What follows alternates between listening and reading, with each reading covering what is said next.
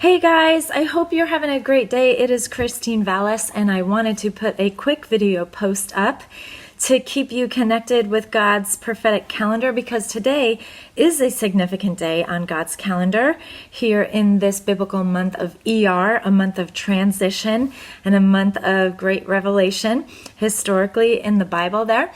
And even in real time in our lives. And so today is the 16th day of the month of Iyar. And if you crack open your Bibles in Exodus chapter 16, you will discover that on this very day was the first day when God rained down manna from heaven. So I encourage you guys to open up your Bible and check that out, get some fresh revelation. And this manna was really, bread from heaven that was rained down. It sustained them for 40 years in the desert. So, I was thinking, man, this bread had to be like a superfood, because what food is going to sustain and satisfy and actually taste good? It says that it tasted like honey for 40 years, in the desert. So this had to be a superfood. And so when you learn about superfoods, even in the natural, right, you're like, oh, well, what are the benefits of those goji berries? Or what is the benefit of apple cider vinegar? Or whatever, all these superfoods out there. So what are the benefits of God's word? Because manna is just a picture of the word of God, and so, all over scripture, it talks about the benefits of God's word. Psalm 119 talks about how God's testimonies are our counselors. It is a lamp unto our feet, so it gives us direction.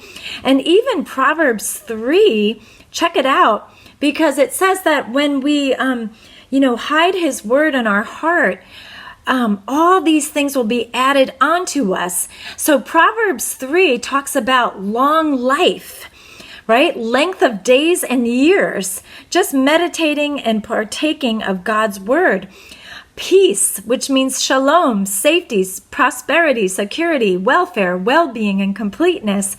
Proverbs 3 continues, and it says that, we'll have favor with God and man, which is basically grace, and even understanding, insight, discretion. And on top of all that, guys, Proverbs 3:8 goes on to say that his word brings healing to our navel, which basically means our flesh and our muscles, and then refreshment to our bones. So, wow, oh my gosh, like the word of God has all these benefits, right? And, just like when we find out, like certain foods have all these great benefits, we're like, wow, that's so great, but we have to eat them, right? We have to partake of them. Otherwise, we're not going to get any of those benefits. So it's the same thing with the word of God.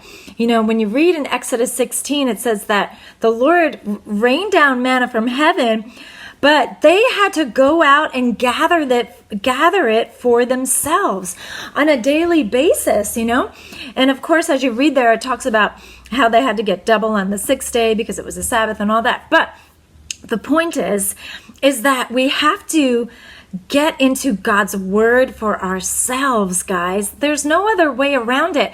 I mean, we can listen to sermons. You can listen to me. You can get, I guess, secondhand revelation.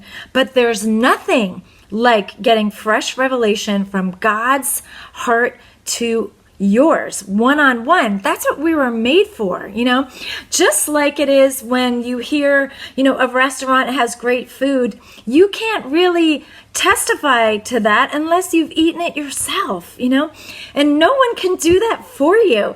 So God gives us this awesome thing. It's called free will. And so he's saying, like, here's all the benefits of my word, long life, peace, prosperity, favor, understanding, healing, all these things, counseling, direction. We are all looking for this, right? And meanwhile, it's all in God's word that is probably sitting on your coffee table, sitting in some bookshelf, sitting on your nightstand, but we have to open it up. And so, there is a battle out there. Don't think it's a coincidence that there's a struggle to get in God's word, because the enemy knows that this word is full of treasure and he doesn't want us to get into it. So we're going to have resistance, but guys, let's be reminded, wait a minute, this is spirit and life, right? Jesus said, my words are spirit and life. So let's not forsake it, guys. Let's partake of his living words, because it is a superfood to our whole being, to our spirit, our mind, our body. It's the whole package. So guys, I encourage you to get into the word of God today. Fresh manna for the day. Partake of it to the full. All you need is one little nugget, and that will set you for the day.